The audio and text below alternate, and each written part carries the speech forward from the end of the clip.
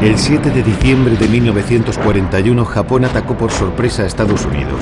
Los aviones japoneses destruyeron gran parte de la flota americana anclada en Pearl Harbor. Los servicios secretos americanos fueron incapaces de prever este desastre, y lo que es peor, el FBI no tomó en serio las advertencias de un doble agente soviético acerca de la operación.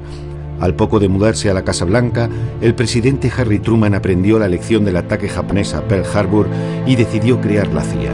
Toda una ofensa para el FBI y su poderoso director Edgar Hoover, que perdían así toda autoridad en materia de informaciones estratégicas. Es una historia terrible que comenzó en la década de los 40. Harry Truman le dijo a Edgar Hoover que le retiraba la responsabilidad del espionaje en el extranjero. Harry Truman no quería que la CIA se convirtiese en un anexo del FBI, ni que las dos agencias se fundiesen en una única organización. Le recordaba a la Gestapo y al KGB. Truman creó la CIA a regañadientes, para desesperación nuestra.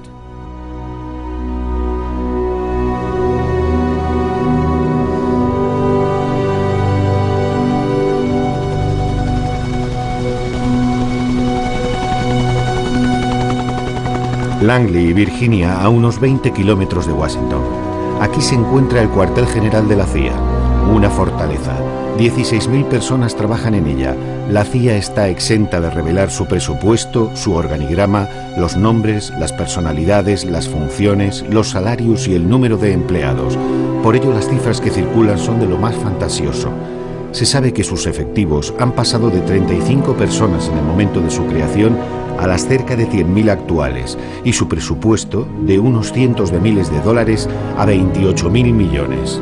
La CIA se encarga del contraespionaje exterior, pero no puede operar en el territorio estadounidense, un terreno reservado al FBI. Truman situó a la CIA bajo la autoridad directa del presidente de los Estados Unidos, pero muy pronto la agencia se le escapó y se convirtió en el único servicio encargado de dirigir las actividades especiales clandestinas y las operaciones subversivas en el extranjero. Los estatutos de la CIA en su creación eran claros: recabar, clasificar, coordinar y evaluar información, intervenir en los casos en los que la diplomacia resultaba insuficiente y la acción militar estaba contraindicada. La CIA nació con la Guerra Fría. Tenía una sola función: predecir cuándo, cómo y dónde la Unión Soviética iba a atacar a los Estados Unidos. Fue creada solo para eso, después del ataque a Pearl Harbor y el fracaso de nuestros servicios secretos.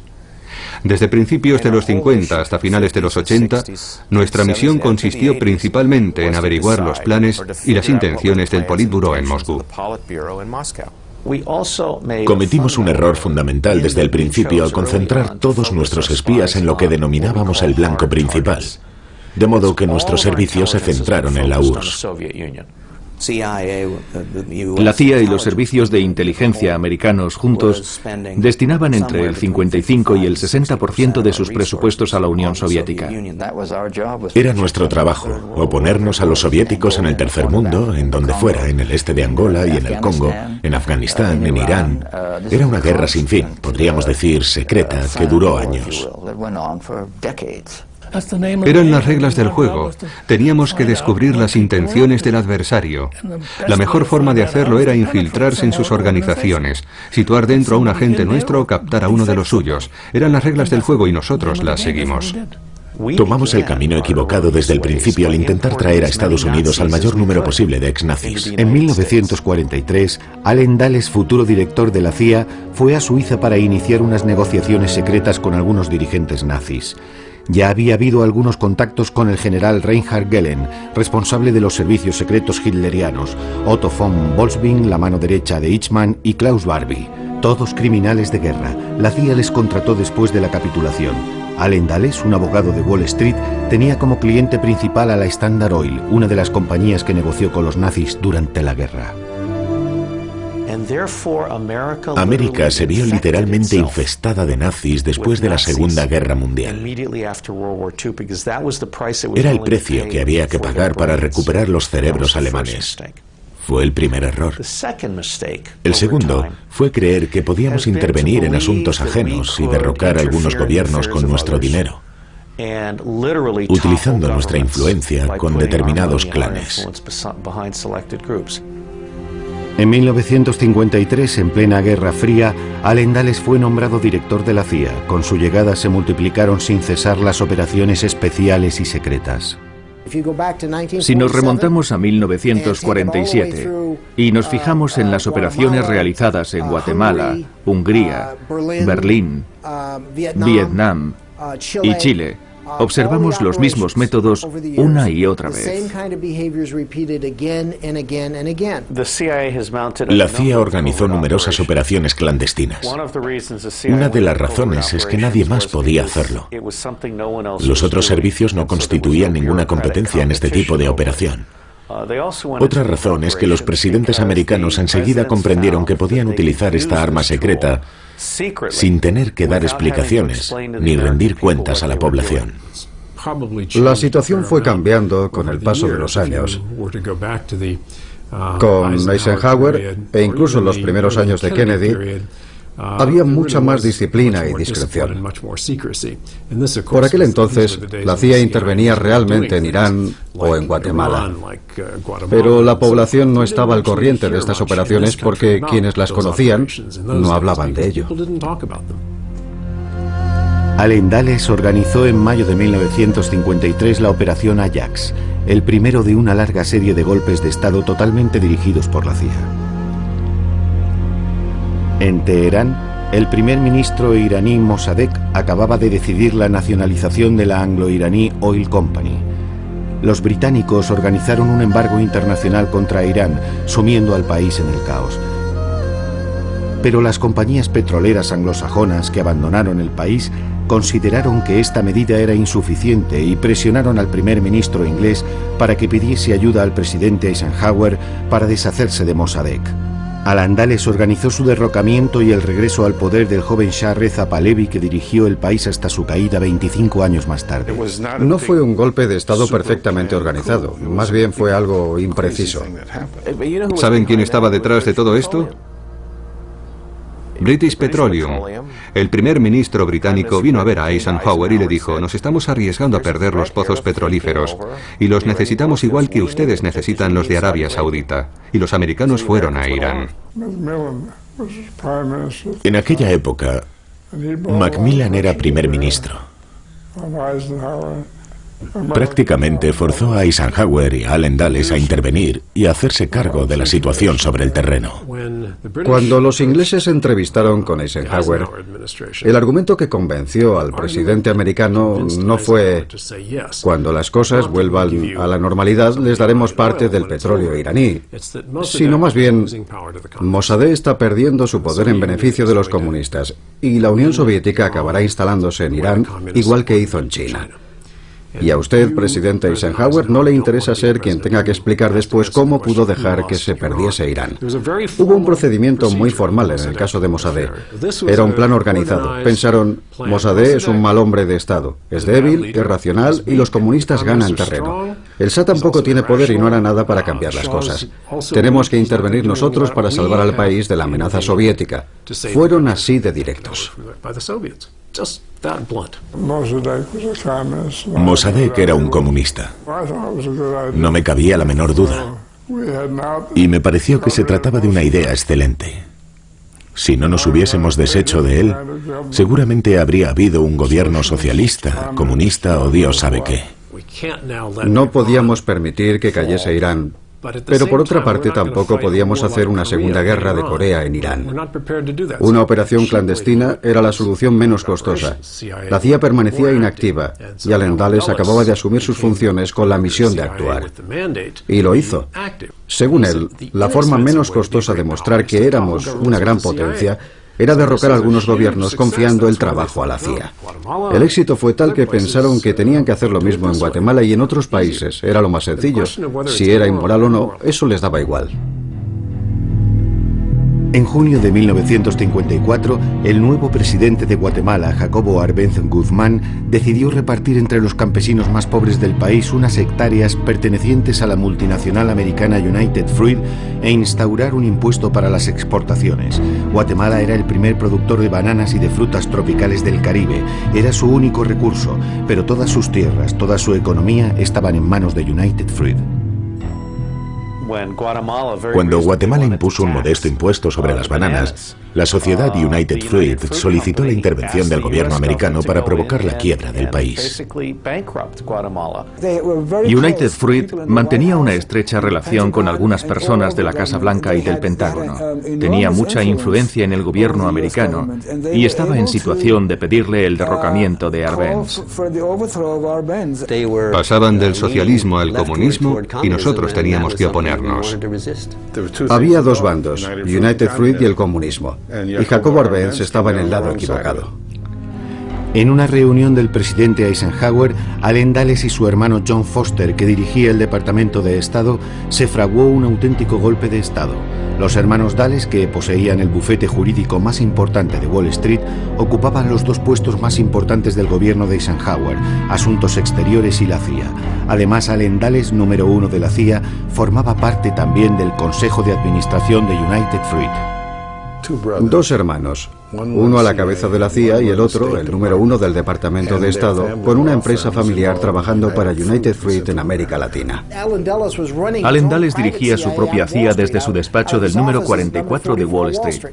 Tienen que entender una cosa, se trataba de espionaje, pero solo para conseguir negocios y apoyar a las firmas americanas en el extranjero. Los presidentes descubrieron que podían ganar dinero ofreciendo los servicios de la CIA a sociedades privadas. La CIA depuso a Arbenz Guzmán, que abandonó el poder, y en su lugar colocó a una junta militar dirigida por el general Castillo Armas. La primera medida que tomó Castillo Armas fue poner fin al proyecto de reforma agraria que amenazaba los intereses económicos de los Estados Unidos y de United Fruit. Sin duda es una de las peores cosas que han hecho la CIA y el gobierno americano. El gobierno americano y la CIA son responsables del genocidio que cometieron en Guatemala las personas que ellos habían puesto en el poder para no tener que pagar un débil impuesto sobre las bananas. Pusieron en el poder a una dictadura militar que mató a cientos de miles de personas en 40 años en Guatemala. Todo el mundo cree que la intervención contra Arbenz era una operación perfectamente organizada y que el derrocamiento de Mossadegh era un plan muy elaborado. Pero en ambos casos fue un golpe de suerte. Estados Unidos manejaba el mundo como si fuera la película El Padrino. Su política exterior era de una arrogancia increíble. En 1960 el Congo belga consiguió la independencia. El primer ministro era el líder de la izquierda, Patrice Lumumba. Estados Unidos ansiaba los inmensos recursos mineros del país. Lumumba solo estuvo 2 meses en el poder. Era un mal ejemplo para el resto de África. Era inaceptable. A partir de ese momento la suerte estaba echada. Había que derrocarlo. El 18 de agosto de 1960 hubo una reunión. Y Eisenhower dio a entender que le gustaría que le desembarazasen de Lumumba. Yo estaba en la embajada y sugerí que podíamos desposeer a Lumumba del cargo de primer ministro. Pero en esa reunión del Consejo de Seguridad Nacional, Allen Dulles creyó entender que le daban carta blanca para derrocar a Lumumba, y eso es lo que hizo. Habían dado orden de intentar eliminar a Lumumba. Hicieron llegar un dentífrico envenenado al responsable de la agencia en el Congo, pero no quiso utilizarlo. Nuestros agentes no estaban dispuestos a implicarse en un asesinato. Entonces propuse una solución política, pero en Washington pensaron que otro tipo de intervención sería más apropiado.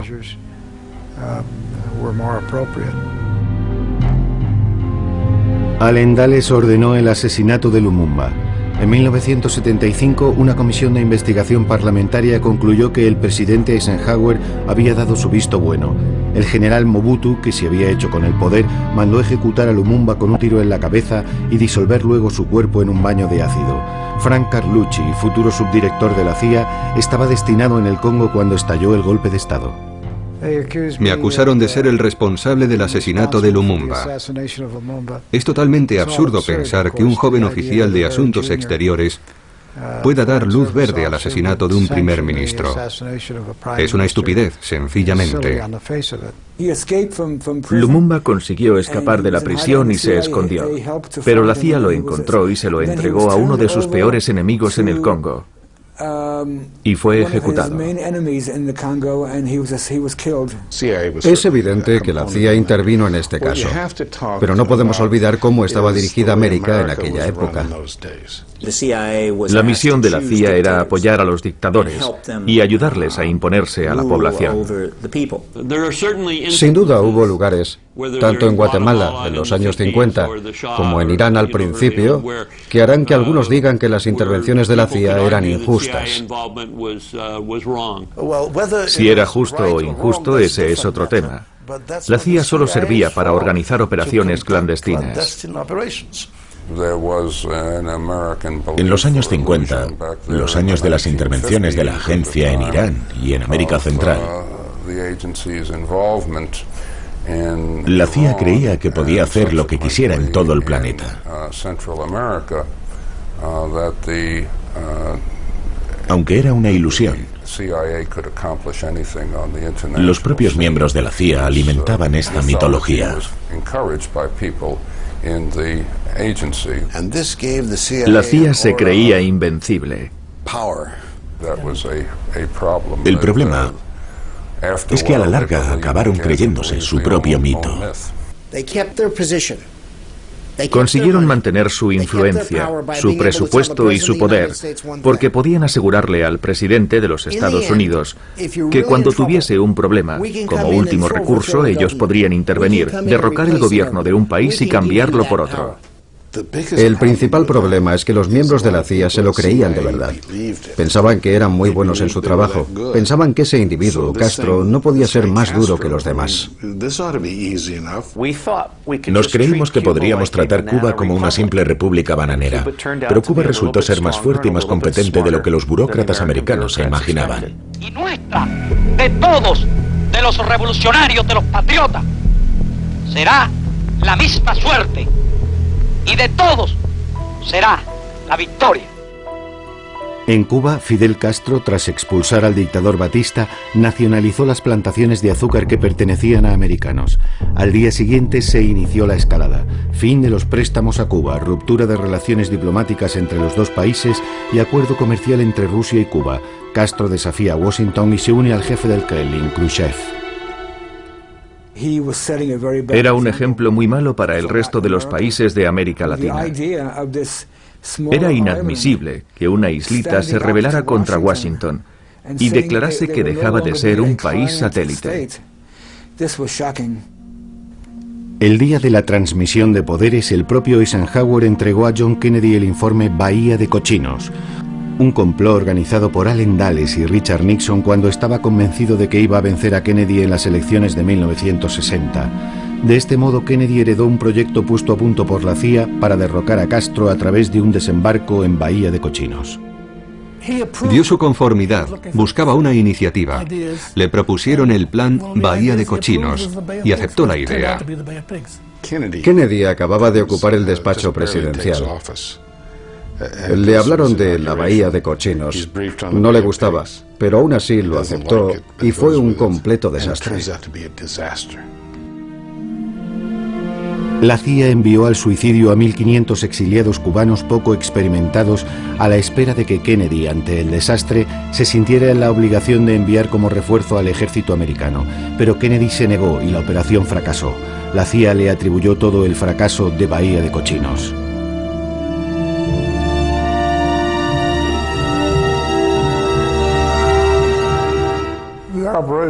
La operación fue un fracaso, porque la dirigieron mal.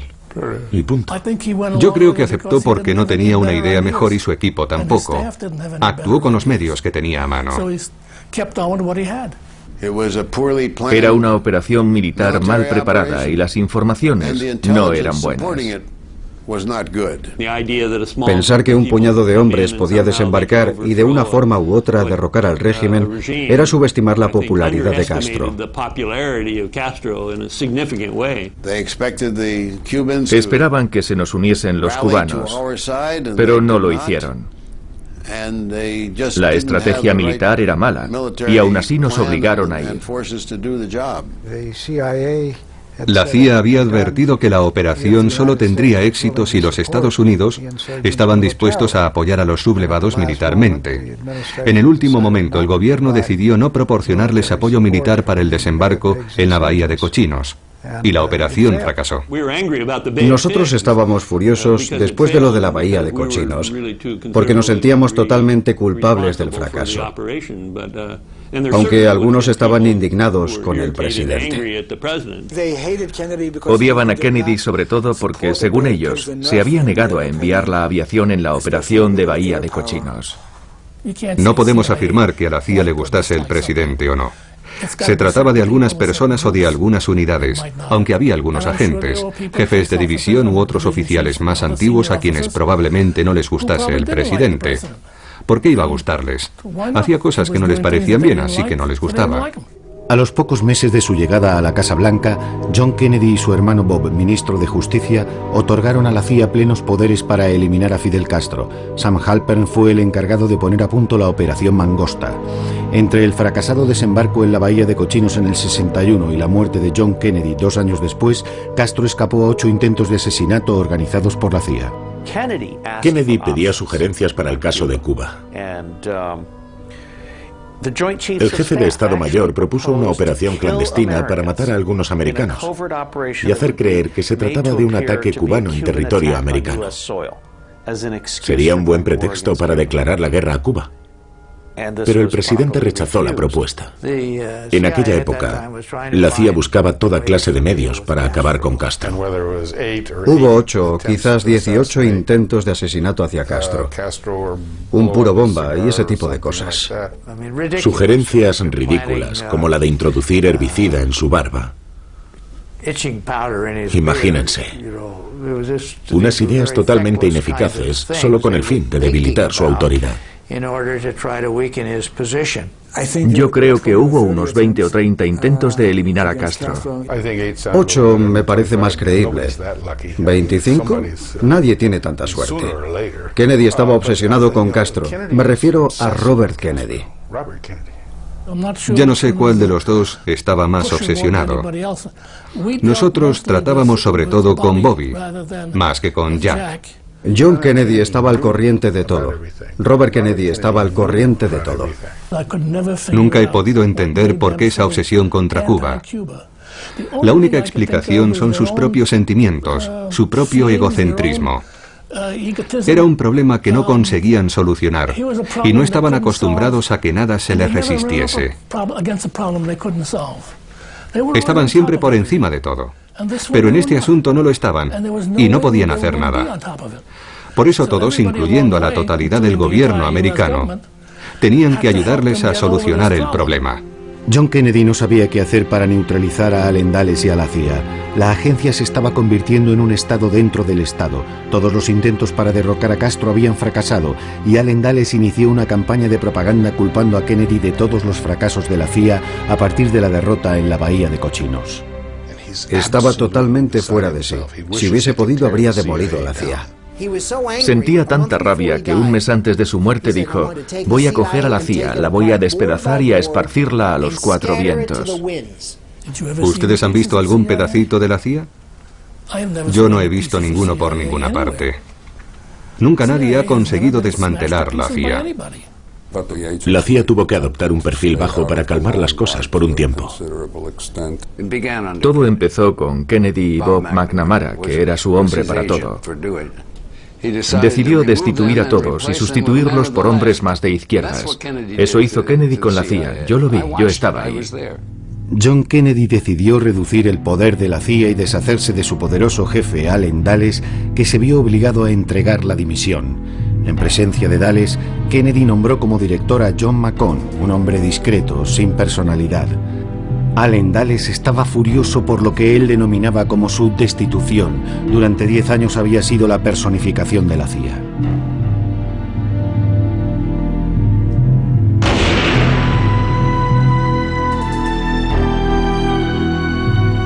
Al día siguiente del asesinato de John Kennedy, su hermano Bob se precipitó en casa de John McCone, el nuevo director de la CIA, para hacerle una sola pregunta.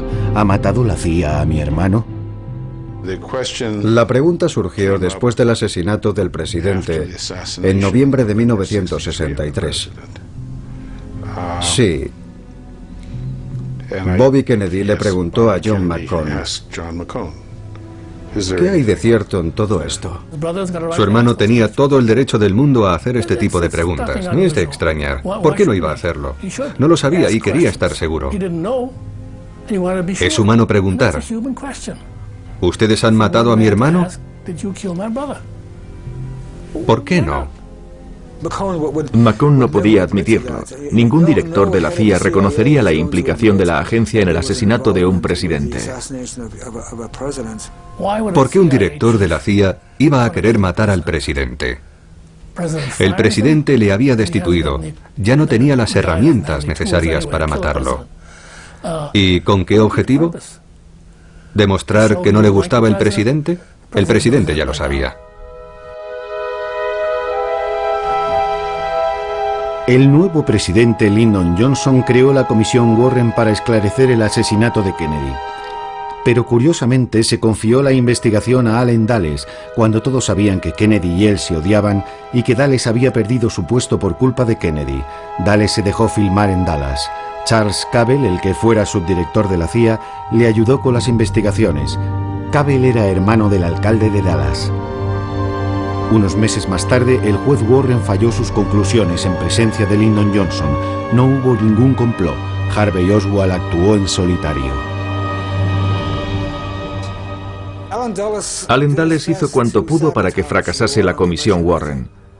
No es de sorprender, sobre todo si se quiere que no se sepa nada. Y eso era lo que él quería. Di instrucciones a la CIA de que todas las informaciones estuviesen disponibles. La CIA vació prácticamente todos sus informes sobre el asesinato de Kennedy. Y no había ni una sola prueba de conspiración, y menos aún de la implicación de la CIA en el asesinato. No puedo ni siquiera imaginar a la CIA implicada en el asesinato de un presidente americano. Sobrepasa la peor de las fantasías. Este asunto se convirtió en un objeto de culto. Yo no he encontrado nada que me haya parecido convincente, ni nada que me haya demostrado lo contrario. El Congreso gastó $6 millones en la investigación. Cuando asumí la dirección del FBI, me hicieron llegar una cinta que daba a entender que había un segundo francotirador enfrente, en la colina. Es interesante. Cuando yo entré en la CIA descubrí que un francés pretendía saber mucho sobre el asesinato de Kennedy. No puedo decirles más, solo que había dado muchos detalles.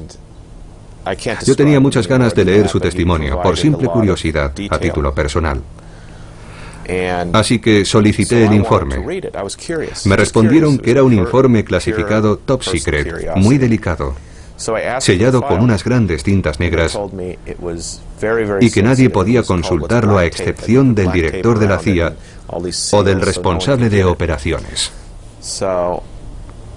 Esperé al sábado siguiente, que estaba de guardia, y redacté una carta de autorización para consultar el informe. Luego la deslicé entre los formularios que tenía que firmar el director de operaciones. Los dejé en su despacho. Él tenía mucho trabajo y firmó todo sin leerlo. Por fin tenía permiso para consultar el informe. Era un informe enorme, 12 tomos dedicados exclusivamente al asesinato de Kennedy. Pero cuando me presenté, me devolvieron la carta diciéndome: lo sentimos mucho, hemos perdido el informe. Ha desaparecido.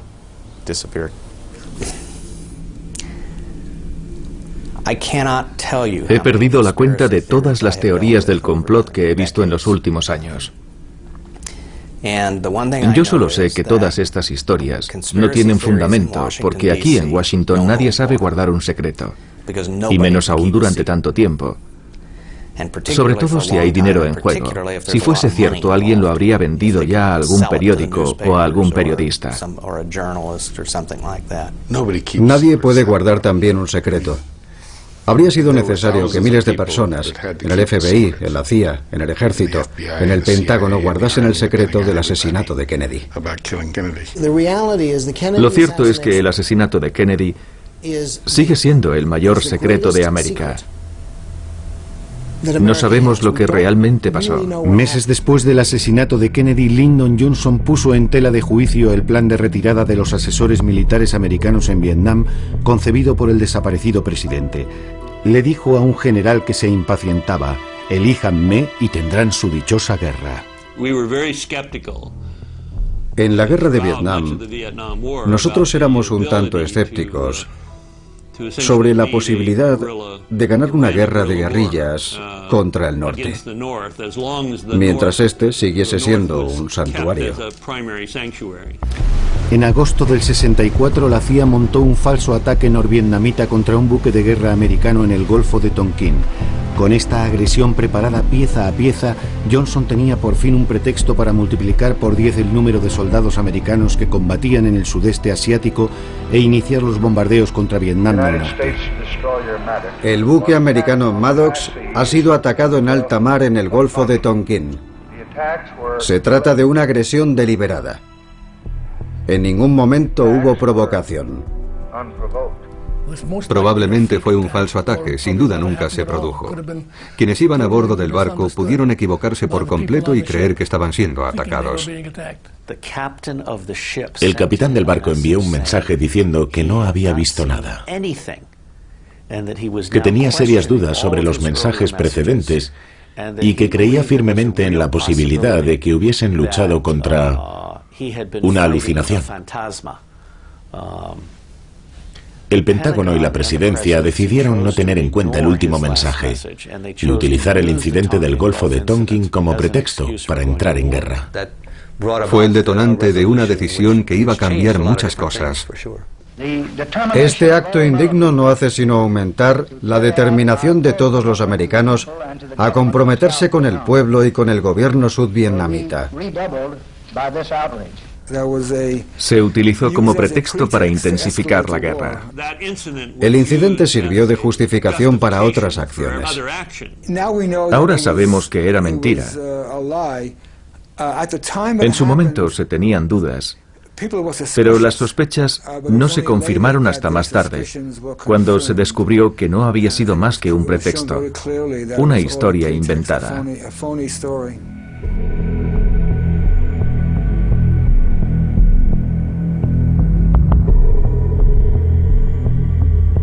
En Vietnam se puso en marcha la Operación Fénix. La CIA se encargó de aplicar pura y llanamente un programa de asesinatos de civiles, profesores, médicos, ejecutivos, para paralizar el país. Unos instructores americanos de la CIA formaron a equipos especiales.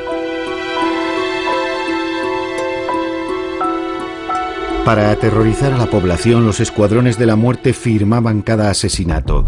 Después de cada acción colocaban una carta de la baraja, el as de picas, a la vista en los cadáveres. La mayoría de las víctimas fueron torturadas antes de ser ejecutadas. William Colby, el responsable de la CIA que dirigía la operación, fue nombrado director de la agencia unos años más tarde. El objetivo de la Operación Fénix era destruir la infraestructura norvietnamita. Querían eliminar a cualquier persona que tuviera el mínimo contacto con el Vietcong. Era una operación clandestina que nos ordenaron cumplir para poner trabas a los esfuerzos norvietnamitas. Bill Colby estaba detrás de Fénix, una operación que mató a muchos vietnamitas. Lo cierto es que no me apetece mucho remover este asunto. Bill se encargó de ponerlo a punto, de organizarlo. Era un dispositivo defensivo destinado a proteger nuestras operaciones. Bill Colby me juró que la operación había sido relativamente limpia y un éxito. Sencillamente mataron a todo aquel que presuntamente tuviese la mínima relación con el Vietcong. Y no me refiero solo a soldados, sino también a civiles. Fue una masacre espantosa. Pueblos estratégicos, pacificación del campo, en general todo fracasó en un contexto revolucionario. Formaba parte de un conjunto de prácticas. En Vietnam, Lyndon Johnson se metió en un atolladero. I got a letter from LBJ that said this is your lucky day, time to put your khaki trousers on. We've got a job for you to do. Dean Rusk has caught the Asian flu and we are sending you to Vietnam. En 4 años el cuerpo expedicionario americano pasó de 20.000 hombres a 540.000. Un ex empleado del Pentágono proporcionó al New York Times un informe confidencial sobre el origen del compromiso americano con Vietnam y las mentiras de la administración Johnson. Invadimos Camboya, bombardeamos Camboya y el Pentágono falsificó documentos para demostrar que solo bombardeamos Vietnam. Confundieron una guerra civil con una guerra contra el comunismo. 55.000 americanos se dejaron la vida en esta aventura y 1 millón de vietnamitas. Los Estados Unidos violaban las convenciones de Ginebra, cometían crímenes de guerra y el pueblo americano no era consciente de que se estaban cometiendo crímenes de guerra en su nombre. Muy pocos sabían todas las cosas terribles que había hecho la CIA. La operación Caos, que se inició con Johnson y se amplió con Richard Nixon, tenía como objetivo a los izquierdistas, a los subversivos, acusados de estar manipulados por potencias extranjeras. La CIA llevaba años espiando, poniendo escuchas, vigilando a más de 10.000 americanos, profesores, estudiantes, periodistas, políticos. Unidades especiales de información efectuaban robos, pesquisas, abrían el correo de ciudadanos cuyo único crimen consistía en estar en desacuerdo con la política de su gobierno. No solo la CIA. Todos los servicios de inteligencia espiaban a los estudiantes y abusaban de su poder. El FBI investigaba grupos solamente por lo que eran, sin tener ni una sola información que sugiriese que dichos grupos fueran ilegales, realizasen actividades ilegales o las preparasen.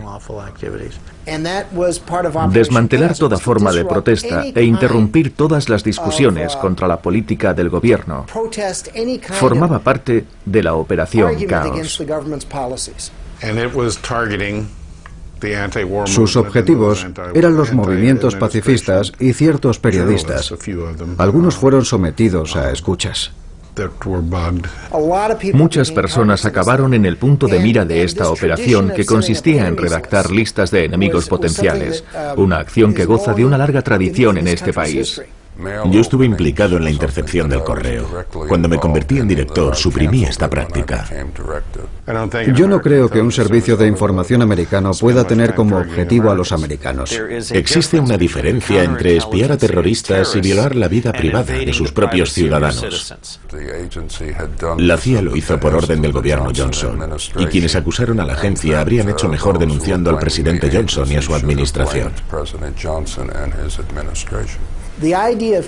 Espiar a tus compatriotas parece un comportamiento contrario a los fundamentos de la Constitución de este país. Sin embargo, fue una práctica corriente de Hoover, Van Demon y Nixon. Todos lo hicieron. Richard Nixon convirtió esta práctica en una de las bases de su política. Ese es el escándalo. Con Nixon vivimos un periodo en el que se burlaban las leyes y la CIA estaba implicada. El 17 de junio de 1972, en plena campaña presidencial, 5 hombres fueron detenidos en el edificio del Watergate disfrazados de fontaneros. Richard Nixon había encargado a unos exagentes de la CIA que inspeccionasen los locales del Partido Demócrata. El portavoz de la Casa Blanca ha calificado hoy el incidente de robo insignificante y ha negado su relación con el presidente. 4 de los detenidos eran cubanos residentes en Miami. El quinto, un exagente del FBI y de la CIA, trabajaba para los servicios de seguridad del Comité Republicano de Reelección del Presidente. Empezaron a filtrarse informaciones sobre la relación entre la CIA y el robo del Watergate. Estaban implicados algunos agentes retirados que en el pasado habían trabajado para la CIA. Estoy consternado por este acto insensato e ilegal. Me he escandalizado al saber que unos empleados del comité de reelección están entre los culpables. Cuando le acusaron personalmente, descubrimos sus límites porque al intentar defenderse cometió unos errores muy graves. Al comenzar la campaña para la reelección, Nixon estaba convencido de haber sofocado el escándalo del Watergate. Todos los sondeos le daban como vencedor con una cómoda ventaja.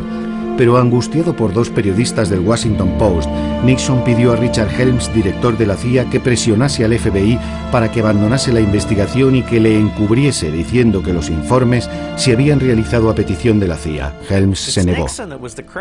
El criminal era Nixon, no la CIA.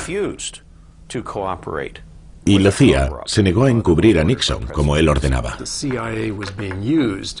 El presidente Nixon utilizaba a la CIA para bloquear la investigación del FBI. Quiso que la CIA firmase un documento. Y yo me negué. Nixon le pidió a Helms que lo hiciera, pero Helms le dijo que no, que la CIA nunca se vería implicada en el caso y que ellos nunca dirían que se trataba de seguridad interior, y Helms perdió su puesto. Richard Helms, el director de la CIA más popular, era en realidad el peor. Todos le adoraban. Le llamaban el director Tefal, porque todo lo que era molesto le resbalaba, excepto Chile. En 1971, el candidato socialista Salvador Allende ganó las elecciones presidenciales en Chile. Fue demasiado para Nixon, que horrorizado dio carta blanca al director de la CIA, Richard Helms, para impedir que Allende asumiera su cargo. Es una fórmula periodística. Carta blanca. ¿Cuántas veces te dan realmente carta blanca? En cuanto a Allende, Nixon nos encargó que hiciésemos todo lo posible para que no accediese al poder. Y la CIA creó las condiciones necesarias para que el caos se instalase en Chile, un caos económico y social, con el fin de dar un pretexto a los militares para intervenir y derrocar al gobierno. Nadie habló de matar a Allende. Teníamos que intentar que abandonase el poder. Pero estábamos asociados a personas que deseaban la muerte de Allende. Utilizaron empresas privadas, la CIA, los militares, la embajada. Todo valía. Tenían un equipo entero dedicado exclusivamente al derrocamiento de Allende. No era alguien a quien el gobierno americano apreciase. Henry Kissinger y el director de la CIA, Richard Helms, habían puesto a punto la operación desde Washington. Sabían que cuando Allende se convirtiese en un problema y nos pidiesen que nos ocupásemos de él, haríamos cuanto pudiésemos. E hicimos cuanto pudimos. Entonces Washington decidió ayudar a los militares a derrocar a Salvador Allende para poner al general Pinochet en el poder. El golpe de Estado se produjo el 11 de septiembre de 1973. Salvador Allende fue asesinado o se suicidó, según la CIA, y miles de chilenos fueron torturados y masacrados. La CIA proporcionó las listas de sospechosos a los escuadrones de la muerte de la Junta Militar.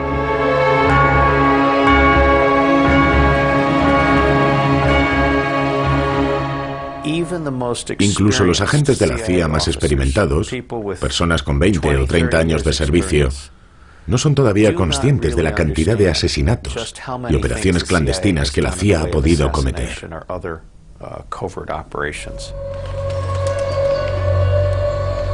La implicación de la CIA en el golpe de Estado en Chile y las revelaciones sobre la complicidad entre la agencia y la Casa Blanca en el Watergate llevaron al Congreso, engañado y humillado por Nixon, que dimitió, a tomar la decisión de acallar a la CIA. En 1976, las comparecencias de los directores de la CIA ante las comisiones Church y Pike cambiaron por completo a los americanos. A partir de entonces ya nunca nada sería como antes. Fue un espectáculo inesperado. el apoyo de la CIA al general Pinochet y su participación en el derrocamiento del régimen socialista de Allende, que el informe Church sacaba a la luz, salpicaron al secretario de Estado Henry Kissinger. El gobierno americano no quería desestabilizar ni derrocar, sino mantener... ¿Cómo dice? ¿Cómo? Sino mantener en su puesto a los partidos políticos que cuestionaban las elecciones.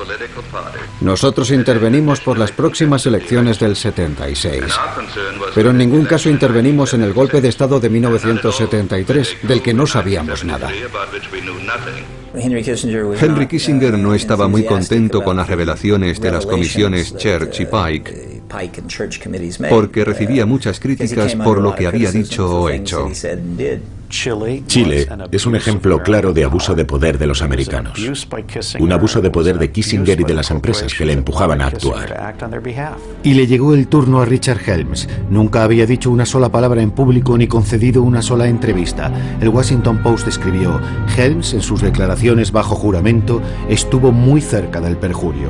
Fue el responsable de las escuchas telefónicas, pero tuvo tiempo de destruir todos los informes antes de dejar la CIA en 1973. Señor Helms, ha utilizado usted unos términos un tanto vagos. Intentemos aclararlo. Dice usted que le habló de esta operación. Eso es lo que yo pensaba, pero quizás no haya sido lo suficientemente claro. Pensaba que era necesario que encontrásemos pruebas, y para obtener ese tipo de información había que abrir el correo. ¿Piensa usted que la CIA está por encima de la ley? Nosotros solo intentamos hacer nuestro trabajo, proteger a nuestro gobierno y nuestro sistema de vida. Intento comprender cómo un programa como este ha podido durar 20 años. Se han burlado de las leyes de este país en todos los ámbitos, a nivel de nuestros estatutos, de nuestra Constitución, de las decisiones de la Corte Suprema. Nosotros obteníamos información de las redes extranjeras sobre los disidentes y los terroristas. Lo único que quiero saber es si usted considera que la CIA no debe doblegarse a las leyes en razón de las dificultades que se encuentre. En mi opinión, yo creo que en la vida no todo es blanco o negro. ¿Era usted consciente de la gravedad de la ilegalidad? Lo era. Y a pesar de todo, continuó y prosiguió con el programa. Su declaración, según la cual la operación fue interrumpida, era una mentira. Seguían abriendo el correo. ¿Cómo es posible que el presidente no tuviera ningún control sobre la CIA ni sobre...? Me gustaría hacerle solo una pregunta. ¿Piensa usted que el señor Nixon no estaba al corriente de la operación de intercepción del correo que efectuaba la CIA? Suponiendo que lo estuviera, ¿ni usted ni nadie quiso informarnos de ello? El presidente recibió una nota que le ocultaba la verdad. Pregúntele al presidente Nixon si estaba al corriente o no. Y después incúlpeme a mí. Si usted fuera el presidente de los Estados Unidos y tuviese como recomendación un informe firmado por el director de la CIA, es decir, usted, ¿se lo creería? Debo admitir, señor presidente, que en efecto esa es la impresión que da. Y lamento mucho si entonces pude cometer algún error. Él estaba acostumbrado a mentir al presidente, al Congreso. Estaba acostumbrado a hacer como si nada le afectase. En la CIA es un héroe.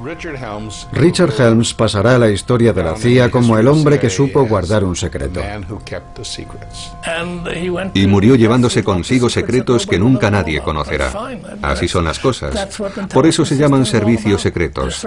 Algunas cosas no pueden ser reveladas. Y Dick consiguió guardar muchos secretos. Era muy fuerte. William Colby, exdirector de la CIA, también testificó ante los senadores. Empezaron preguntándole sobre el golpe de Estado de Chile. La CIA ganaba dinero, acuñaba su propia moneda. ITT, por ejemplo, dio dinero a la CIA para desestabilizar Chile. Solo podíamos utilizar financiación oficial, aunque nos vimos obligados a crear organizaciones paralelas para las operaciones clandestinas. Como el señor McCone formaba parte de la CIA, mi pregunta no es insultante. Ustedes llevaban años practicando este tipo de actividades clandestinas y nunca nadie lo denunció. ¿Estaba usted al corriente de las relaciones existentes entre la CIA y la mafia? Y de ser así, ¿cuándo? ¿Quiénes? Colby se dio cuenta de que Frank Church no lo dejaría y prefirió hablar y explicarse. Este hecho cambió para siempre las reglas de la CIA. Colby tuvo que responder a las preguntas relativas a los métodos expeditivos de la CIA y a sus intentos, con éxito o no, de asesinato, en concreto a Castro. ¿Esta pistola permite tirar flechas? Sí. ¿Qué alcance tiene? Unos 100 metros, sí. Creo que alrededor de 100 metros. Acorralado por el Senado, Colby aceptó hablar sobre Vietnam y la Operación Fénix. En realidad, la Operación Fénix era un programa de asesinatos. El objetivo era la eliminación de cualquier infraestructura norvietnamita. ¿Hablaban de ello en las reuniones? Según usted, ¿cuántas personas fueron eliminadas? Alrededor de 20.000 personas fueron ejecutadas aquel año. Como sucede con la mayoría de las resoluciones del Congreso o de la Presidencia, con el paso de los años su efecto fue irrisorio, por no decir nulo. Ninguna de las dos comisiones tuvo un impacto real porque nunca tuvieron en cuenta la mentalidad, el carácter y la particularidad de las personas que realizaban este tipo de operaciones. No se puede creer ingenuamente que el Congreso, en su profunda sabiduría, vaya a sentarse en la cúpula del Capitolio, celebrar una sesión y crear unas leyes que cambien los servicios de inteligencia. Si releemos las comparecencias de las comisiones Church y Pike, comprobaremos que todo lo que hizo la CIA lo decidieron los presidentes,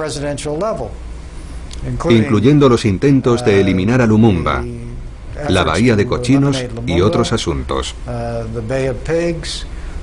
Todo de lo que nos acusaron se decidió y se aprobó al más alto nivel.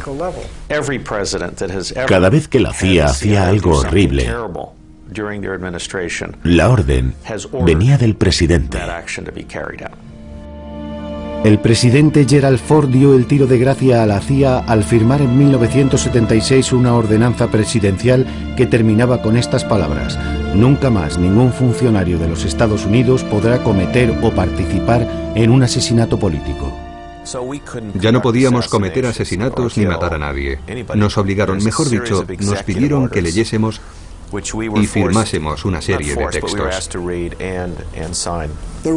La única razón que llevó a Gerald Ford a firmar esta prohibición es que salíamos de las comisiones Church y de las investigaciones. Las presiones eran tan fuertes que se sintió obligado a hacer algo. Nuestros políticos y el conjunto de los americanos empezaron a creer que se podía legislar sobre la moralidad. Fue justo después de lo de Allende y de todo lo demás.